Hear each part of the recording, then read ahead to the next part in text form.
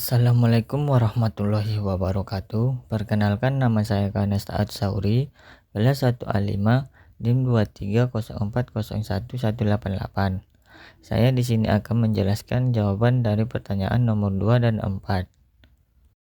Pertanyaan nomor 2-nya yaitu bagaimana kita dapat menemukan keseimbangan antara perlindungan terhadap kebebasan pendapat secara online dan kebutuhan untuk mengatur konten demi mencegah penyebaran informasi yang dapat menimbulkan konsekuensi negatif. Di sini saya akan menjawab pertanyaan dari nomor 2. Jawabannya yaitu menemukan keseimbangan antara perlindungan kebebasan berpendapat secara online dan kebutuhan untuk mengatur konten adalah tantangan yang kompleks. Berikut adalah beberapa cara yang dapat dilakukan. 1. Pendidikan digital. Masyarakat perlu diberikan pemahaman tentang etika dan tanggung jawab dalam menggunakan media sosial dan internet.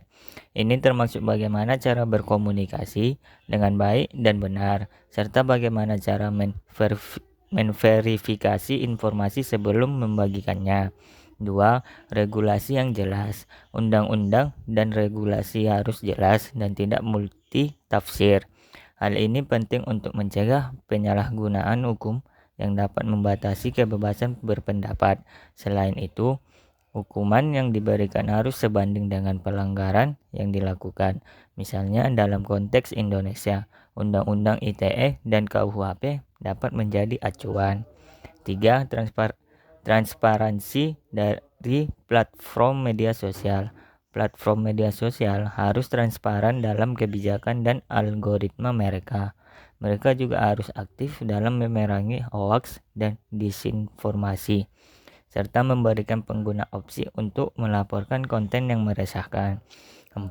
Perlindungan data pribadi. Perlindungan data pribadi juga penting untuk mencegah penyalahgunaan informasi pribadi yang dapat merugikan pengguna internet. Undang-undang perlindungan data pribadi yang sedang disusun di Indonesia dapat menjadi landasan hukum dalam hal ini. 5. Partisipasi masyarakat. Masyarakat harus dilibatkan dalam proses pembuatan kebijakan terkait internet dan media sosial. Hal ini penting untuk memastikan bahwa kebijakan tersebut mencerminkan kebutuhan dan aspirasi masyarakat. Dengan cara-cara di atas, diharapkan dapat tercipta keseimbangan antara kebebasan berpendapat dan perlindungan terhadap penyebaran informasi yang dapat menimbulkan konsekuensi negatif. Pertanyaan nomor 4-nya yaitu bagaimana sistem hukuman yang diatur dalam Undang-Undang ITE Jilid 2 dapat mempengaruhi sikap pengguna internet terhadap ekspresi pendapat mereka secara daring.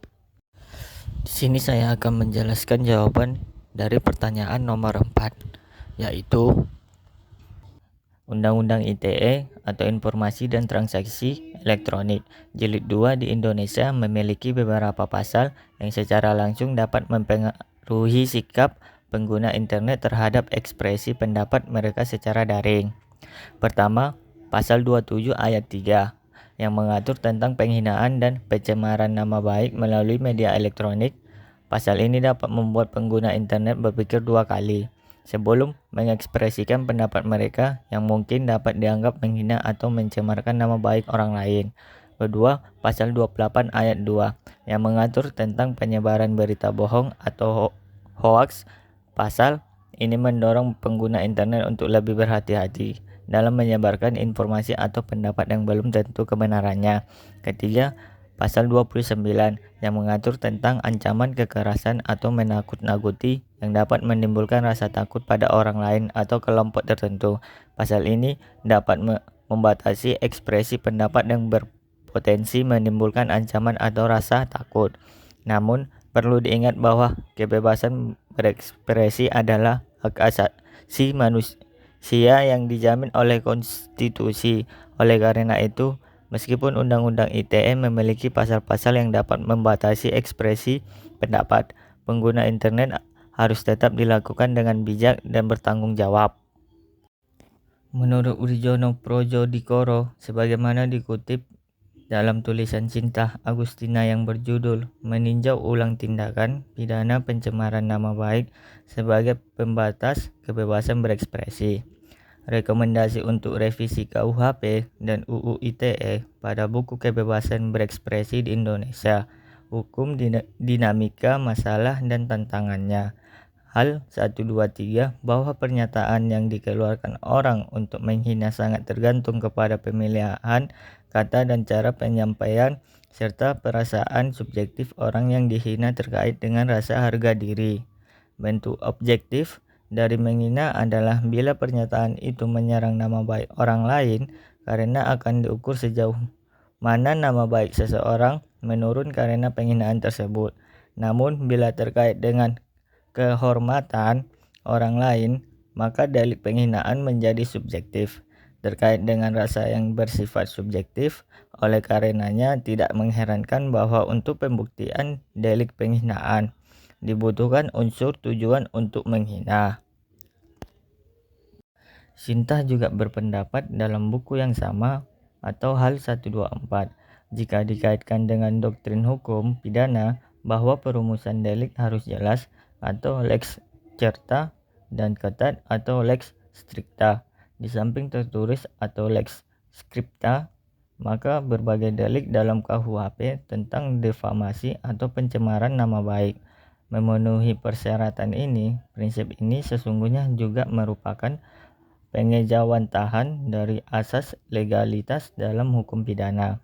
Pertama, bahwa rumusan delik harus tertulis. Kemudian, rumus delik harus jelas atau memuat unsur-unsur yang jelas baik perbuatan, keadaan, atau akibat. Dan terakhir, rumusan delik harus ketat atau dalam arti tidak bersifat ketat atau mulur mungkrat. Lebih lanjut, menurut Sintah, jika dibandingkan rumusan delik pencemaran nama baik dalam UU ITE dengan KUHP, jelas terlihat bahwa pengaturan defamasi 2 dalam KUHP lebih memenuhi prinsip perumusan delik dalam doktrin hukum pidana. Dengan kata lain, perumusan delik defamasi dalam KUHP lebih memberikan kepastian hukum dan keadilan lagi, justisia belen. Perbedaan penting lainnya dalam hal perumusan delik penghinaan atau pencemaran nama baik dalam UU ITE jika dibandingkan dengan rumusan delik dalam KUHP adalah tidak jelasnya pihak yang dihina. Hal ini dipahami dari adanya pengaturan delik penghinaan terhadap institusi atau lembaga pada pasal-pasal lain di KUHP. Jadi harapan saya teman-teman semua selalu mendukung orang-orang yang membuat konten dengan berbagai pendapat mereka, sebab negara kita memberi kebebasan itu. Jikalau ada yang salah dari penyampaian mereka, cukup dinasihati dan diberitahu kebenarannya, bukan malah mencaci dan membuat mereka berhenti berkarya. Dan buat teman-teman yang suka mengemukakan pendapatnya, mari selalu memberikan pendapat dengan berdasarkan informasi yang benar sumbernya. Jangan asal-asalan sehingga membuat orang lain berpikir negatif dengan kita. Sekian dan terima kasih. Salam anak muda, bebas berpendapat. Saya Kanasta Atsauri mohon pamit. Wassalamualaikum warahmatullahi wabarakatuh.